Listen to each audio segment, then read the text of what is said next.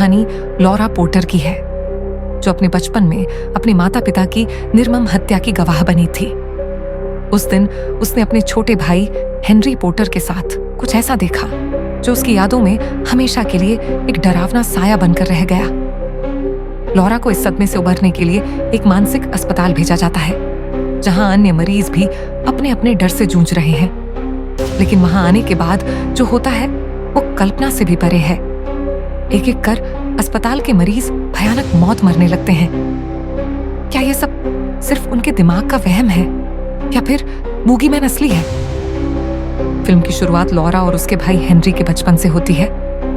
रात के अंधेरे में वे अपने कमरे में डर से सहमे हुए हैं। उनके माता पिता की चीखें सुनाई देती हैं। लॉरा अपने भाई का हाथ पकड़ती है, लेकिन तभी दरवाजे के पीछे से एक परछाई गुजरती है। कुछ ही पलों में वे देखते हैं कि उनके माता पिता का शव फर्श पर पड़ा है, खून से लथपथ।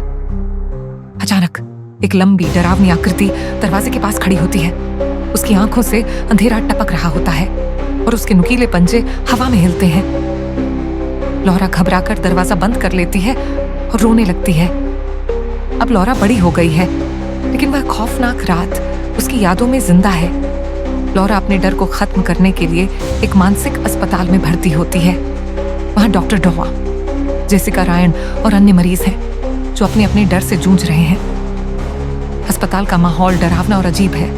दीवारों पर दरारें, कोनों में अंधेरा और अजीब सी आवाजें। रात के समय लॉरा को ऐसा महसूस होता है कि कोई उसे देख रहा है। अचानक लाइट बंद हो जाती है और एक परछाई उसके कमरे के बाहर से गुजरती है। ये सिर्फ तुम्हारा डर है लॉरा, डॉक्टर उसे समझाने की कोशिश करती है। लेकिन क्या सच में ऐसा है? एलिस, जो अस्पताल की एक मरीज है, को खाना खाने का एक अजीब डर है। एक रात वह अकेले अस्पताल की किचन में जाती है और फ्रिज खोलती है। अचानक उसे अपने पीछे किसी के होने का एहसास होता है। लाइट झपकती है और जब दोबारा जलती है तो बूगीमैन उसके सामने खड़ा होता है। उसकी लंबी काली उंगलियां एलिस के मुंह की तरफ बढ़ती है। अचानक वह खुद को किचन टेबल पर बंधा हुआ पाती है। बूगीमैन उसके गले में एक नली डाल देता है और जबरदस्ती उसके अंदर खाना भरने लगता है। वह तड़पती है, छटपटाती है, लेकिन नली उसके पेट तक जा चुकी होती है। कुछ ही सेकंड में उसका पेट फट जाता है। खून और खाना चारों तरफ बिखर जाता है। पॉल को अंधेरे से डर लगता है। एक रात वह अकेले बाथरूम में होता है। जैसे ही वह शीशे में अपनी शक्ल देखता है, बत्ती गुल हो जाती है। थप थप थप किसी के चलने की आवाज आती है। वह दौड़कर बाहर जाने की कोशिश करता है, लेकिन दरवाजा बंद हो जाता है। तभी एक सफेद हाथ अंधेरे में से निकलता है और उसकी आंखें फोड़ देता है। वह दर्द से चिल्लाता है, लेकिन उसकी चीख किसी को सुनाई नहीं देती। डॉक्टर जेसिका अस्पताल के सीवीसीटी फुटेज को देख रही होती है, जिसमें मरीजों की मौत के फुटेज कैद है।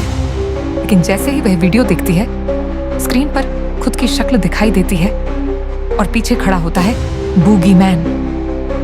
जेसिका तेजी से मुड़ती है, लेकिन कमरे में कोई नहीं होता। अचानक उसका कंप्यूटर खुद टाइप करने लगता है, मैं तुम्हें देख रहा हूं। अगले ही पल बूगीमैन पर्दे के पीछे से निकलता है और अपनी लंबी उंगलियों से जेसिका का सिर पकड़ लेता है। एक झटके में उसका सिर 2 टुकड़ों में फट जाता है। अब अस्पताल में सिर्फ लॉरा बची है।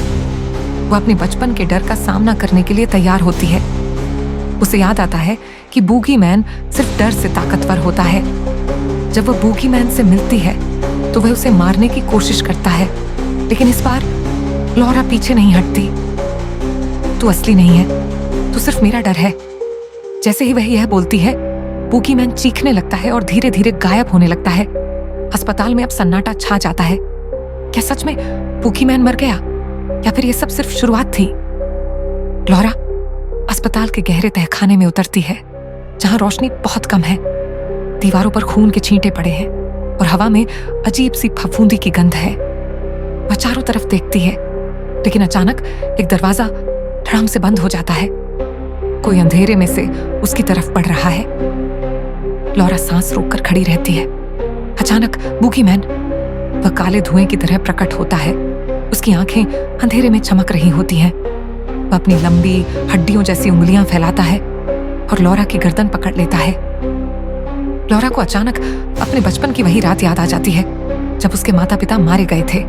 वह देखती है कि बूगीमैन ने उसके माता पिता को नहीं मारा था, बल्कि उसका अपना भाई हेनरी ही असली हत्यारा था। नहीं, ये सच नहीं हो सकता।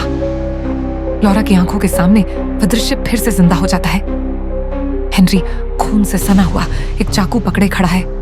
उसके चेहरे पर अजीब सी मुस्कान है। तुम हमेशा मुझे बचाने के लिए आई लौरा, लेकिन इस बार कोई तुम्हें बचाने नहीं आएगा।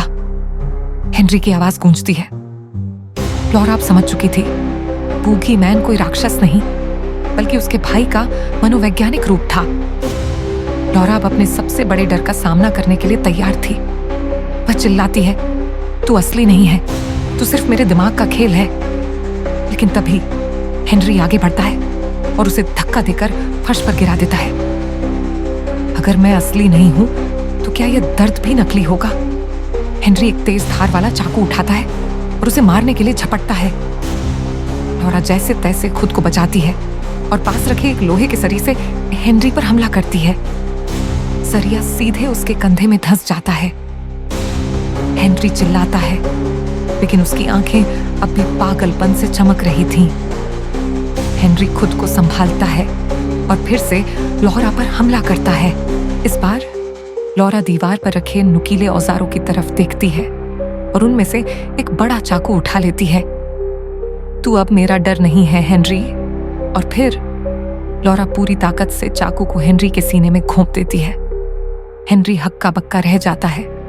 उसके शरीर से काले धुएं की लहरें निकलने लगती हैं और बूगीमैन की परछाई उसके शरीर से बाहर निकलकर हवा में विलीन हो जाती है। हेनरी का शरीर जमीन पर गिर जाता है। लौरा हाँफ रही होती है। अचानक अस्पताल के अलार्म बजने लगते हैं। कहीं से आग लग गई थी। वो भागने की कोशिश करती है, लेकिन अस्पताल के दरवाजे लॉक हो चुके हैं। चारों तरफ आग फैल रही होती है और धुआं पूरे कमरे को अपनी गिरफ्त में ले लेता है। आखिरकार वो एक टूटी हुई खिड़की से कूदकर बाहर निकलती है। लौरा अब आजाद है। वह सोचती है कि उसने बूगीमैन को हमेशा के लिए हरा दिया, लेकिन फिर पीछे से किसी की परछाई आती है। बूगीमैन की धीमी फुसफुसाहट, तुम कभी मुझसे दूर नहीं जा सकती लौरा। फिल्म यहीं खत्म हो जाती है, लेकिन एक सवाल छोड़ जाती है, क्या सच में बूगीमैन खत्म हुआ या फिर ये सब कुछ फिर से शुरू होगा? इस तरह बूगीमैन 2 का क्लाइमैक्स न सिर्फ खौफनाक बल्कि चौंकाने वाला भी है। ये फिल्म सिर्फ एक हॉरर मूवी नहीं, बल्कि डर और मानसिक बीमारी का एक गहरा प्रतीक है। क्या सच में हमारे डर असली होते हैं या वे सिर्फ हमारे दिमाग की उपज होते हैं?